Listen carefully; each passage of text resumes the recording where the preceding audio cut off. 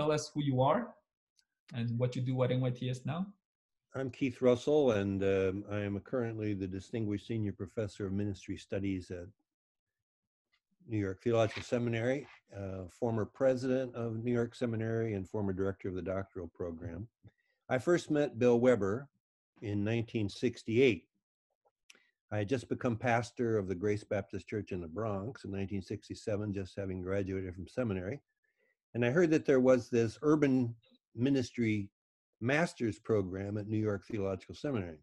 So I looked into that, and I met Bill because at that time he was the director of MUST, which was the Metropolitan Urban Service Training Program, which was in collaboration with New York Seminary in presenting this master's program. It was kind of a intensive one 24-hour day. You went in at noon on Monday and you came home on noon on Tuesday, a kind of an intensive urban training effort that was done in cooperation with New York Seminary. And MUST was at that time located in New York Seminary. So that's how I first met him. Mm-hmm. So I was there during the transition from him becoming he was director of MUST, then he became president of New York Theological Seminary. And I studied with him during that time. And then when I graduated from the STM, Master of Sacred Theology, I took a call as pastor of the Emmanuel Baptist Church in Albany, New York. And that was about the time when the seminary was rolling out a Doctor of Ministry program, and Bill Weber drove up to Albany to recruit me to become one of the first cohort of the Doctor of Ministry program, which I accepted and went through. And then when I finished the DMin, I was invited to teach at the seminary as an adjunct. So I taught in the DMin program.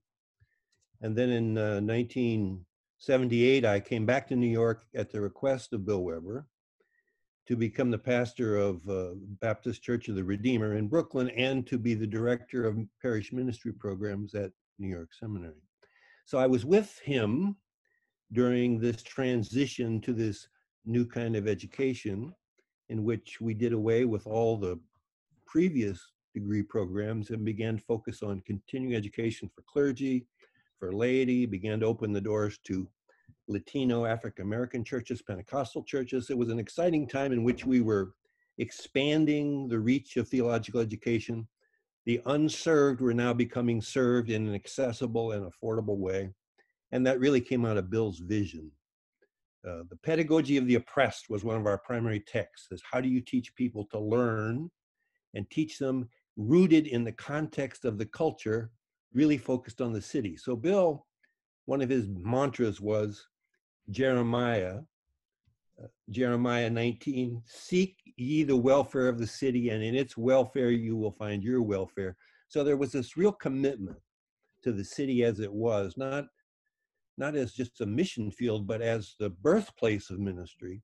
And from the beginning, the focus in this rebirth of theological education took up what I call prophetic concerns.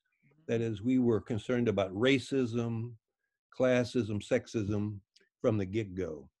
And we were one of the few theological schools in the country that was dealing with such issues in such an aggressive, non-residential way that was focused on the need of ministry.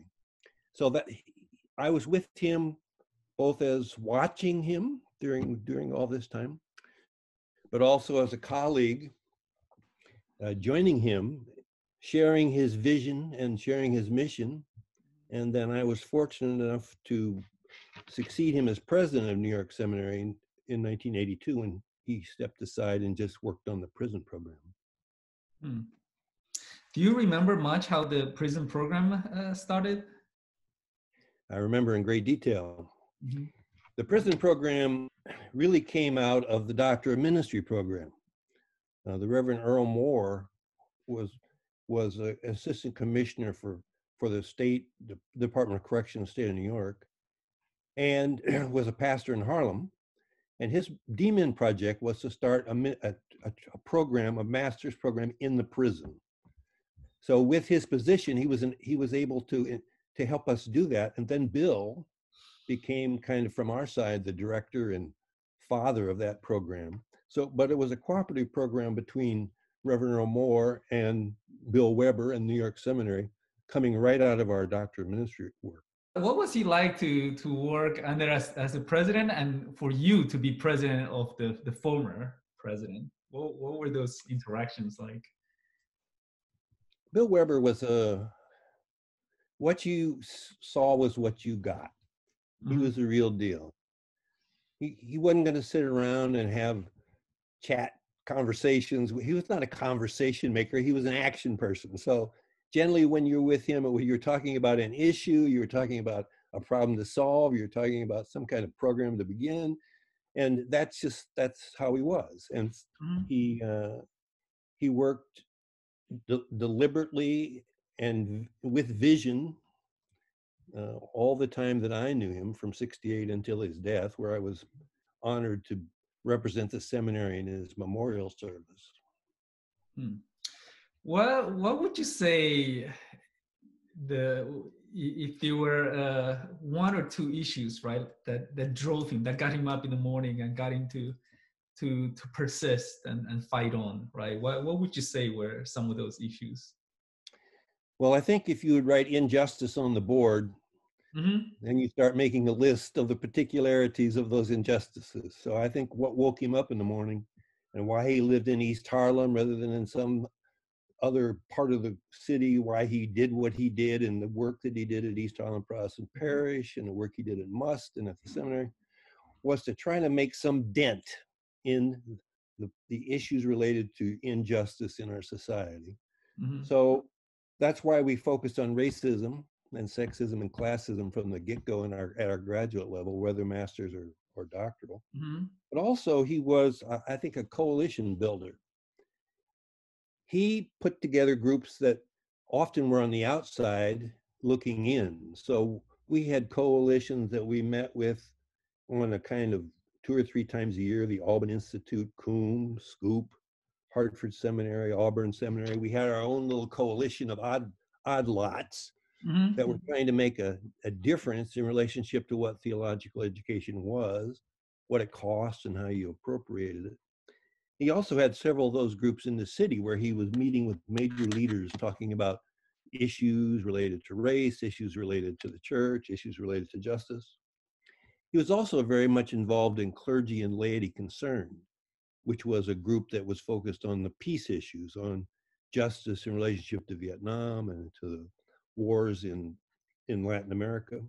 So he was kind of full-time justice man in relationship to his concerns. And he lived that out both at the seminary, but also in his role as a United Church of Christ minister, both in East Harlem and beyond. Do you know what formed him? What made him such a passionate fighter for the cause of justice? Did he ever share? Well, I think partly it was his experience in World War II. I think he was in World War II in the Navy, an officer. I mean, I think his plan after he finished Harvard was to go to law school. But I think the agony and the suffering and the issues that he saw in war brought him back to Union Theological Seminary to train to be a minister. And from there to East Harlem Protestant Parish, which he and John Benedict and Archie Hargrave founded in 1948. So right from the beginning, I think his call was to see, he saw need, he was touched by the trial and the tribulations and the troubles. I can remember going with him to Cuba several times prior to my beginning to be president and after, in which he would talk about how the country had lost its way, how we were now becoming a place that needed reformed and renewal, and justice needed to be recovered. So it was both a national issue that he was focused on in terms of the city, but also an international issue in which imperialism was part of what he was opposing. Wow. So, and I think you share quite a bit of this, but if you had to summarize it for people who have never met him, right? How was Bill Weber prophetic in everything that he did? How was he a prophet for the cause of justice? I think he was prophetic in his theological base. That is, he looked at the world through a prophetic lens. Mm-hmm. As Walter Brueggemann says, prophecy is not telling you the future, it's telling the truth. Mm-hmm. And Mm-hmm. Bill Weber was a truth teller as he saw it about the needs of the church, about the needs of society, about the needs of culture. So I think he wore prophetic lenses. And Hmm. then those lenses helped him to see the world and caused him to do the kind of things he did, whether it was the East Harlem Protestant Parish or whether it was Must or whether it was New York Theological Seminary or Clergy and Laity Concern, that there was a drive, a central focus that made him do what he did and helped us all to see, as he saw the world through the eyes of the prophets. Hmm. Wow. What else would you want people who have never met, people like me, right, who have never met him? Are there any anecdotes or small things that people would not know with by reading his books and history books about Bill Weber? He was a very passionate and emotional man Mm-hmm. uh, who operated out of a real sense of passion. I think he was a very simple man. No fancy suits, no fancy shoes. I mean, he wouldn't spend money on things that didn't matter. Mm-hmm. He drove a Volkswagen bus. He lived in East Harlem. He was kind of like, there he goes with his Gaia Bearer shirt on in the summertime. Uh, but on the other side, he was a very generous man. If you needed something, I mean, I can't tell you the number of times he went into his own pocket to help students or to help faculty, to help staff. I mean, he lived what he preached, right? He believed in being generous, and he was. And at the same time, doing it kind of behind the scene. There Mm-hmm. was no kind of bravado. He was not charismatic in the sense that he entered the room and everybody looked at him. He was charismatic in that he was consistent. Did Mm-hmm. what he said and he just kept doing it and doing it. And the rest of us followed in joy. I think the New York Seminary owes its rebirth to him. And then those of us who followed him tried to live it out because we shared that vision Mm-hmm. and were inspired by his commitment. Yeah, wow, that's wonderful. Thank you, Keith. Well, and I think that this is a unique opportunity in that Dr. Walrond is interested in bringing back the focus on our beginning Yes. and recovery of that distinctiveness. How do we become that Pilgrim Seminary in 2020 that we were trying to become in 1972? Mm-hmm. How do Mm-hmm. we capture in contemporary ways the meaning of preparation, of if we're going to be a place of revolution and reformation, then we need to get back to our roots to discover what we learned then that we can transport into the now. When I became president, Bill and I had a overlap year. I was the president, but he was right there with me. So Mm-hmm. we spent that year introducing me to foundation executives, to alumni, to Mm-hmm. donors, to church leaders, passing the torch in some ways, baptizing me as somebody that they could talk to. That was a huge help in terms of taking over his leadership because it wasn't like I was replacing him, I was continuing him Mm-hmm. and then doing some things in my own way.